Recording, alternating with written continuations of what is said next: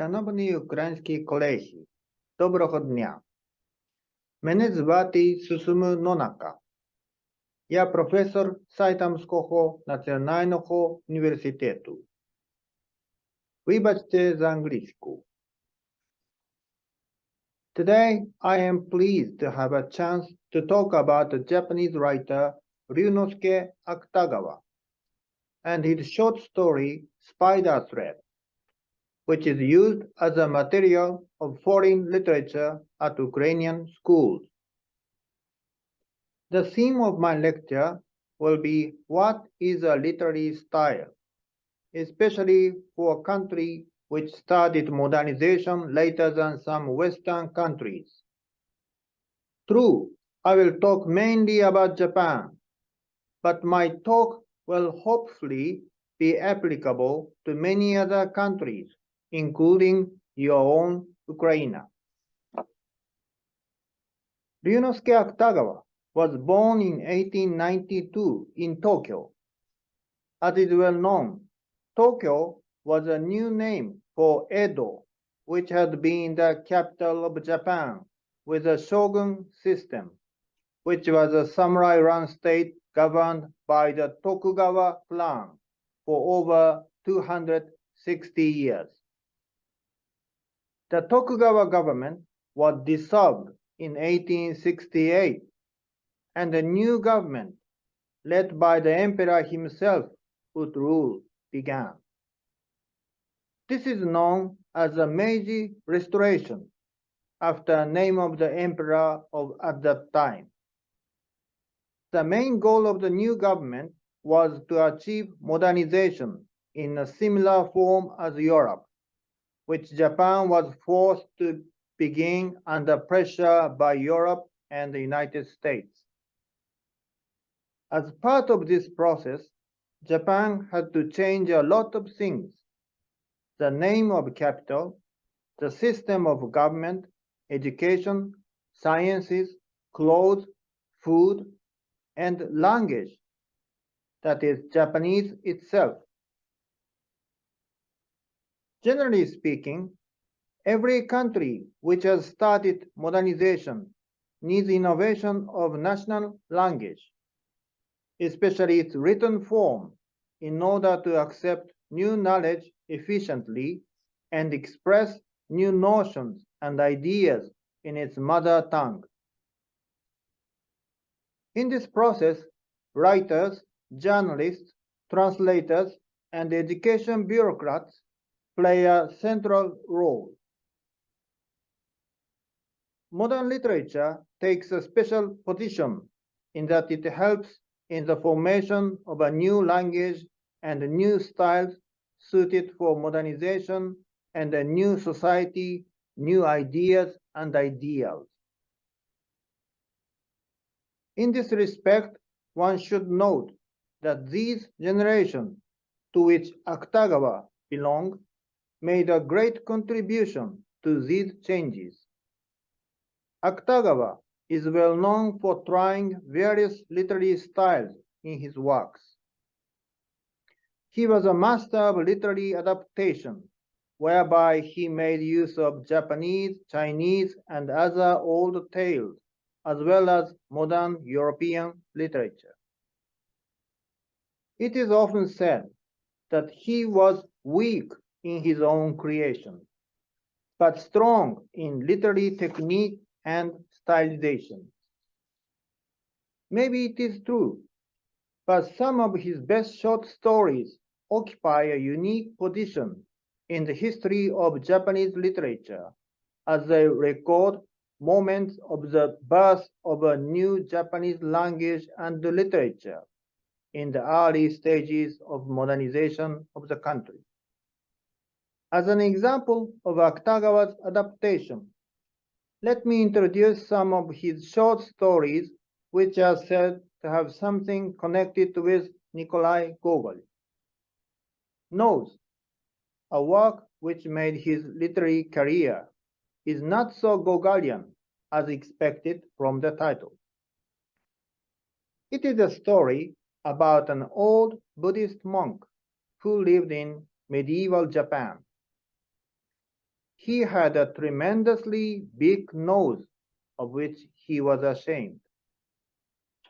He was a high-ranking monk whom they respected, but at the same time they secretly laughed at him behind his back about his nose.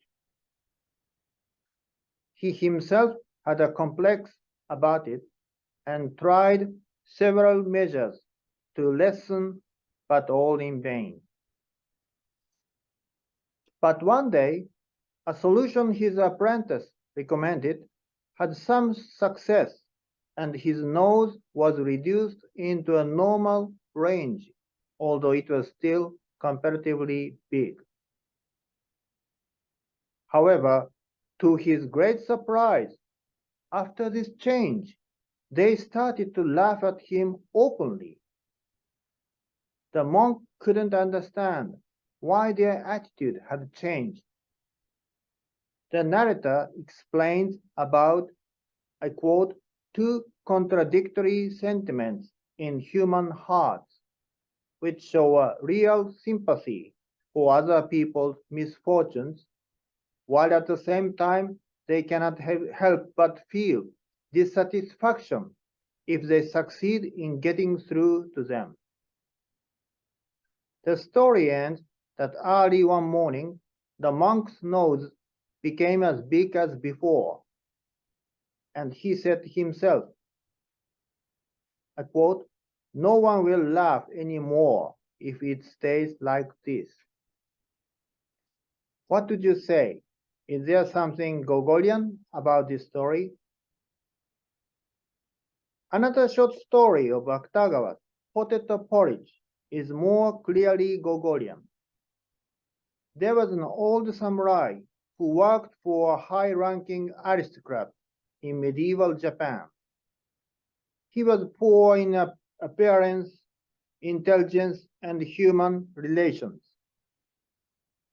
So young samurais did not show respect to him and even had fun teasing him.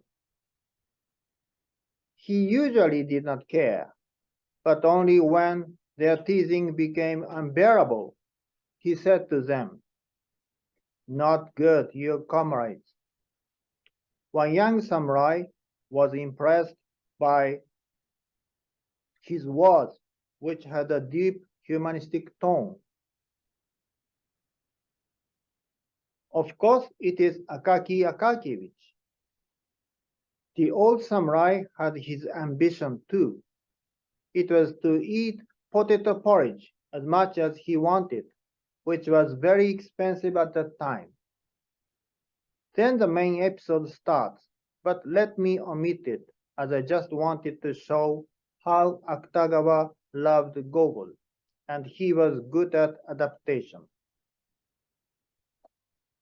As is well known, translation and adaptation, which sometimes goes closely to imitation, plays an important role in the establishment of national literature. National literature, in the early stage of its development, needs to import new literary formats and devices from those countries which started their modernization earlier. Writers of late-starting countries learn and make experiments as to how to depict their own countries in the processes of tackling the problems of nation building and modernization. From the viewpoints described above, it is possible to say that Akutagawa had two literary tasks intertwined with each other.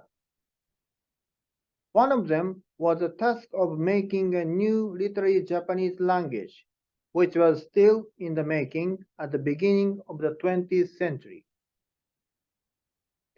A writer and a literary critic, Shinichiro Nakamura, wrote of Akutagawa. I quote, young Akutagawa decided to become a writer. That meant for him also to produce a new colloquial form of literary Japanese, which was a situation different from ours. Nakamura emphasized that various stylistic experiments of Akutagawa were made not only by his own literary disposition, but also by the demands of the times in which he lived. His most successful works have been considered as being highly influential in this regard. The second task Akutagawa worked on was the question, what is literature for?, which he inherited from his literary master Soseki Natsume. Both Soseki and Akutagawa asked themselves what modern literature is for. As they studied English literature at university, they knew well that modern European literature was very different from ancient and medieval Chinese and Japanese literature to which they had been accustomed, regarding their methods, goals, and social functions. After he made a brilliant literary debut with Soseki's praise, Akutagawa continued to make literary experiments and to write works with various techniques and tones. He continually changed his styles as if he feared repeating himself. Therefore, each reader who likes Akutagawa usually has his or her own favorite types of his works. For example, stories for children like Spider Thread, or adaptation stories for adult readers based on an old Japanese tale such as Rashomon, or autobiographical stories with neurotic tone written in his last years like Life of an Idiot. In my opinion, Akutagawa's literary changes, which did not stop until his death, show that he was consumed by the question as to what modern literature is for, or how he should make it by his artistic creation. As a result, Akutagawa's literature continued to inspire other writers by its multifarious literary styles. For example, the literary prize named after him, Akutagawa Sho, has been regarded as the most prestigious for young writers in Japan.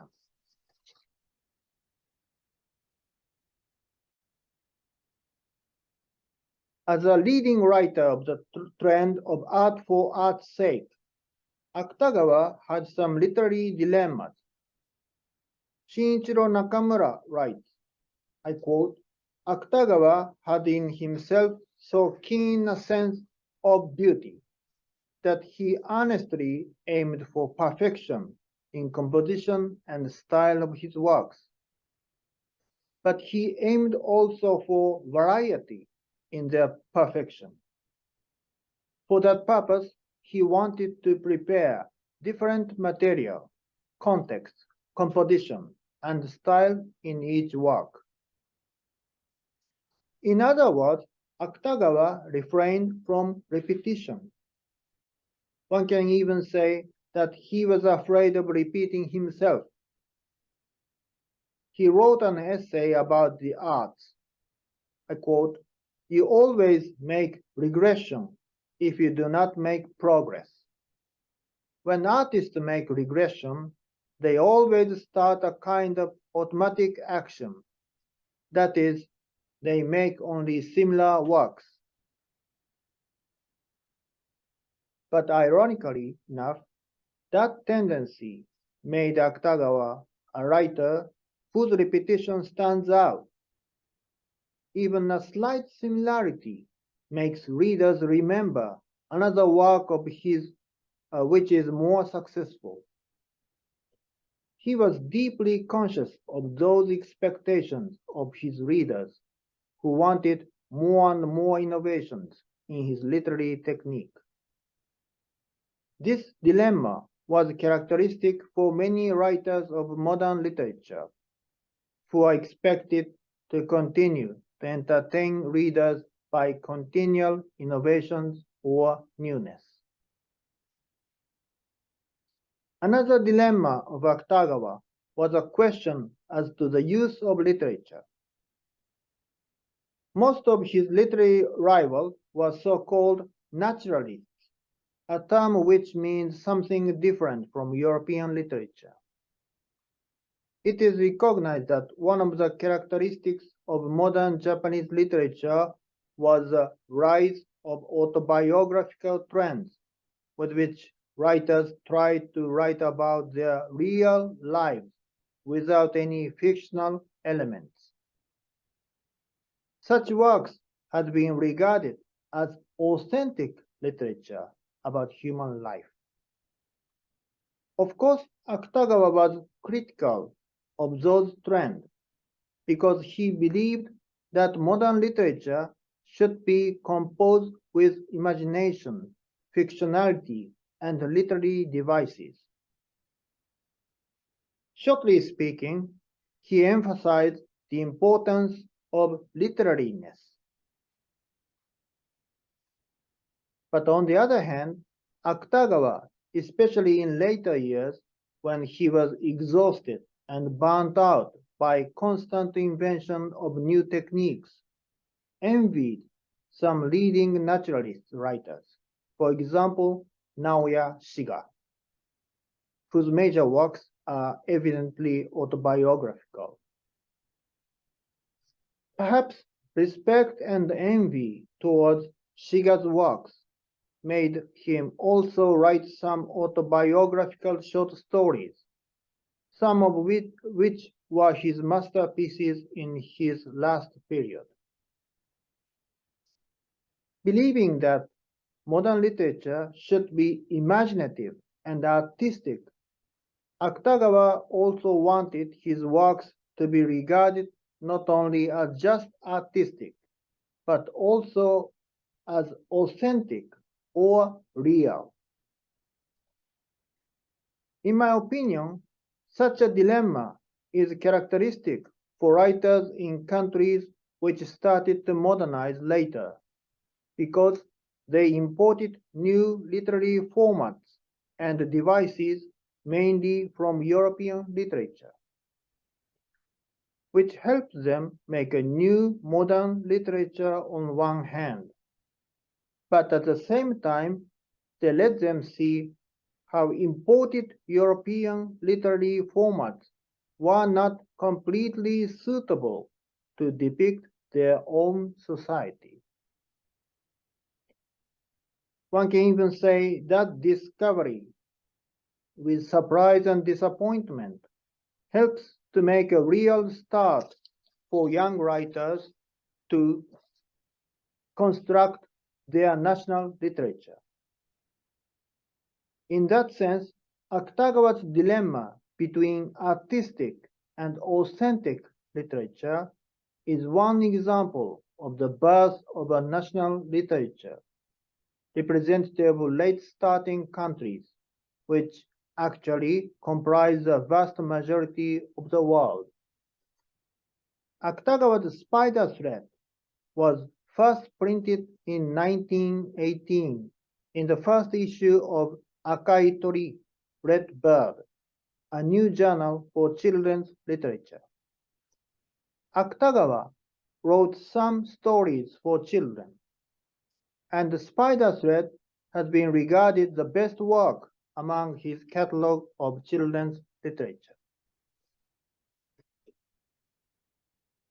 One can say that Spider Thread is suitable also for adult reading, in that it represents some of the main features of Akutagawa's literary creation. First, he made an adaptation of a Buddhist story, which is his most representative technique. Second, he made most use of stylization with elaborate metaphors and fantastic imageries of Gokuraku, a Buddhist paradise, and hell with a pond of blood and a mountain of needles. As a result, an originally religious story was transformed into an aesthetic fairy tale with a hint of moralistic message about deep human egoism. As a literary scholar has stated, I quote, "It is not a thread of faith, but a that of beauty that remains in readers' hearts." We should say that it is aestheticization of a religious motif which is dominant in this story. Literary scholars have conducted a lot of research about the source of this story. The established theory is that Akutagawa got an idea when he read a Buddhist story, The Spider Web, originally written in English by Paul Kairas, a German-American writer and scholar of comparative religion, which had been translated into Japanese by Daisetsu Suzuki, a famous Japanese scholar of Buddhism. Interestingly enough, there is a Ukrainian version with the same motif, which was recorded by a Ukrainian folklorist, Panteleimon Kulish, in Zapiski o Yuzhnai Rusi. The story is about an old, sinful woman who now suffers in hell like Kandata. Let me read. Була вона богата, та скнара, що от неї ніхто і хліба куска не бачив. От раз полола вона цибулю, аж йде повз воріє дід старець. Подари, каже, пані матко, раді Христа. Вона вирвала стрілку. Прийми, каже, старче Божий. Тільки що от неї і бачить. От як умерла, то вже звісно, то своя дорога, а там тебе поведуть.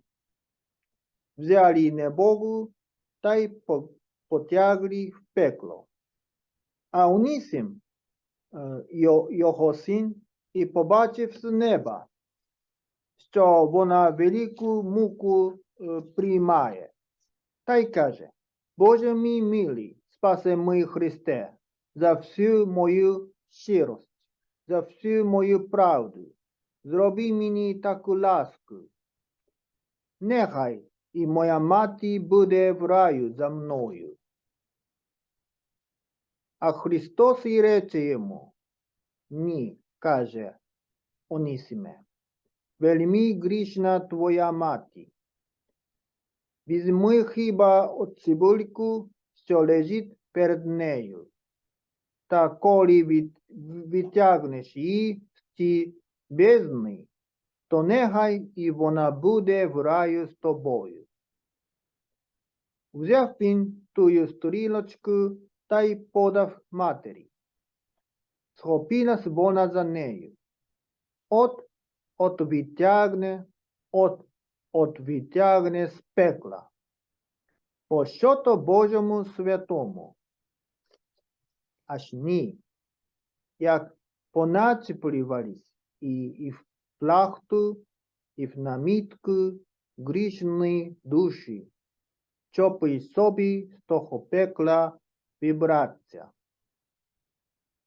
То й не здержала тая цибулька, перервалась, а вона так і вовтнула в гарячу смолу.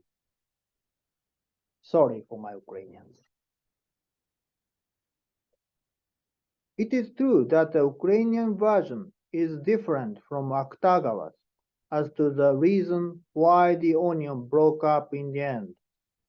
But still, we can see a striking similarity among these stories. It is possible to guess that this motif has some elements which attract human imagination generally.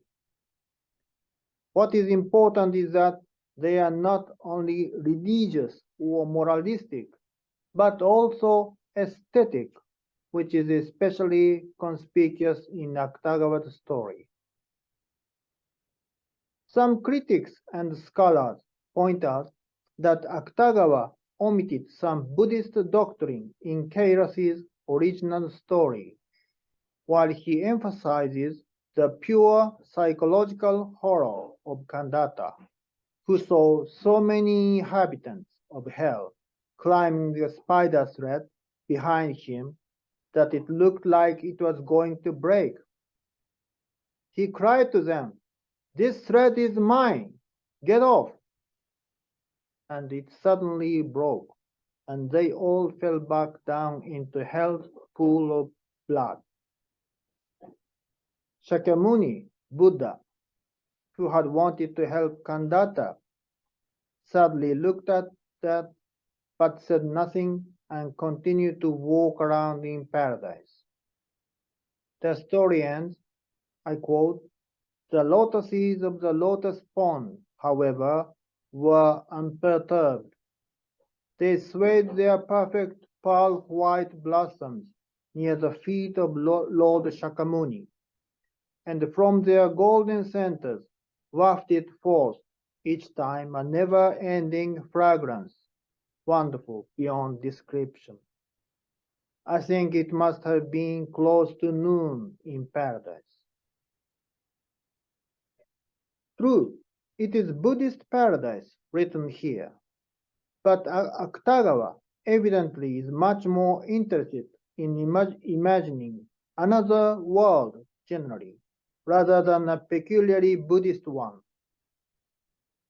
Shinichiro Nakamura explained the meaning of another world written by Akutagawa.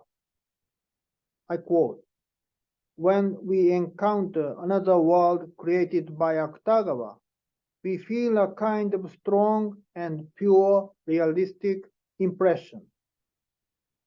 The farther his works go away from our everyday experience, the nearer they come to the essence of our life. So they are opposite to something like an escape from reality." From this point of view, the main theme of Spider Thread is not religious, but artistic and, in a way, realistic. Still, we should take account of the moral elements of Spider Thread, because Akutagawa felt free with them in children's literature. When he dealt with moral themes, mainly with irony and a parodical tone in works for adult readers. But Akutagawa was straighter and more open with it in children's literature. It is worthwhile to note that morality is one of the most important topics in societies which started modernization later than others. Why? Because traditional morals often collide with new and imported ones in those countries. Some people endeavor to adapt to new moral ideas imported from Europe, such as liberty, equality, or individualism, while others tend to stick to traditional ones as they believe that it is better to live like their fathers and grandfathers. As is well known, such conflicts among various generations and social groups often serve as a popular theme of modern literature in each country. Akutagawa was very conscious of the difficulty in establishing new moral standards in Japan, which was changing very rapidly. A short story of his Husband of Enlightenment, about a husband who acquiesced to his wife's cheating as he tried to follow the ideal of free love. Having listened to his confession, his friend makes a remark. "Perhaps your ideal was a childlike dream. but the enlightenment itself, which we were aiming at, will be another children's dream in 100 years.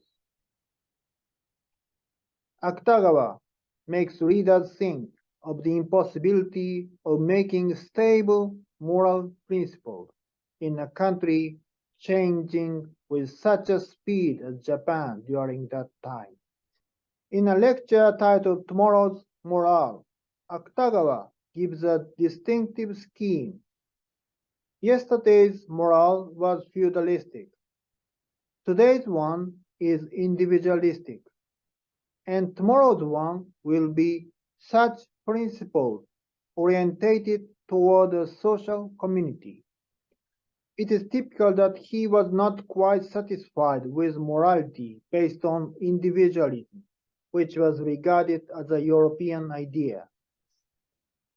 He was one of so many people who wanted to establish their own morality, which would integrate old and new, traditional and modern, national and universal ideas. In this respect, one can think that Spider Thread gives a clue to Akutagawa's moral message to children, who will make tomorrow's morale. Although the morale of the story seems rather traditional and educational, it seems to have also something suited the new condition of the modern society. A literary critic and writer, Tsuneyari Fukuda, made an interesting remark as to Akutagawa's description of good and evil. According to Fukuda, the writer has acute eyes that see human dignity and ugliness at the same time. He continues, I quote, Akutagawa's works try to create something in an empty vacuum located between good and evil, ideal and reality. They represent the very vacuum. One can easily see that the dangling short end of the spider thread from paradise, delicately gleaming in the moonless, starless sky, symbolizes his tendency towards a vacuum between good and evil. However, we shouldn't see here only Akutagawa's skepticism or relativism, which is actually distinctive of his literature, but also something humane towards the poor in spirit. In an essay written at the age of 19, he talks about the necessity of breaking walls of formalities, which seems to mean poor old societies full of meaningless conventions in Japan. But he adds that they should break them with a warm heart, because there are also poor children and old people in such worlds with nobody to take care of them. The young Akutagawa writes quite candidly, even if we try to break walls of formalities in order to find truths hidden in them, we should do that with a warm heart. It is our task to break walls of formalities always with a warm heart. I think we can count Kandata as a resident of a world of formalities, which he had been so poorly taken care of as to live a villain's life. If so, Akutagawa broke the spider thread in his story, perhaps with a warm heart. Slight warmth, which the broken thread keeps with it, might comfort our hearts.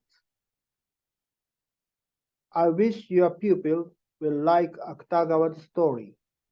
Thank you for your attention.